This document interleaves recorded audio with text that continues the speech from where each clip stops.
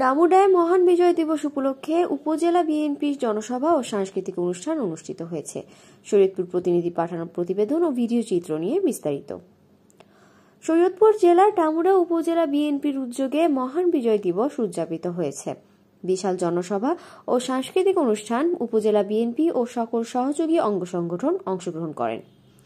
সোমবার 16 ডিসেম্বর বিকালে ডামুডা মুসলিম উচ্চ বিদ্যালয় মাঠে উক্ত অনুষ্ঠানের আয়োজন করা হয়।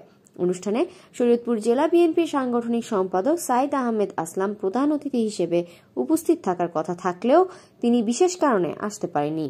তবে তিনি প্রতিনিধির মাধ্যমে সকলকে শুভেচ্ছা জানিয়েছেন। ডামুডা পৌরসভা বিএনপির ভারপ্রাপ্ত সভাপতি আব্দুর রাজ্জাক মাঝির সভাপতিত্বে অনুষ্ঠানে প্রধান বক্তা ছিলেন সাবেক উপজেলা চেয়ারম্যান মরহুম ফজলুল করিম মিয়ার পুত্র ও শরীয়তপুর জেলা বিএনপির সহ শিল্প বিষয়ক সম্পাদক রেজাউল করিম শ্যামল ব্যাপারী। বিশেষ অতিথি ছিলেন ডামুডা উপজেলা বিএনপির সাংগঠনিক সম্পাদক আলমাস সরকার, সিনিয়র সহসভাপতি মুনিরুজ্জামান মীর, ইসলামপুর ইউনিয়নের সভাপতি আব্দুল মজিদ মাতবর, ডামুডা উপজেলা কৃষক দলের সভাপতি মিজানুর রহমান রিপন।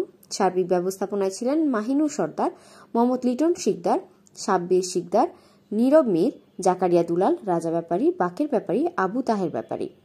অনুষ্ঠান সঞ্চালনা করেন পলাশ ঢালি ও ইব্রাহিম শিকদার জুয়েল। অনুষ্ঠানে উপজেলা পৌরসভা ও বিভিন্ন ইউনিয়নের বিএনপি ও অঙ্গ সহযোগী সংগঠনের বিপুল সংখ্যক নেতাকর্মী অংশগ্রহণ করেন।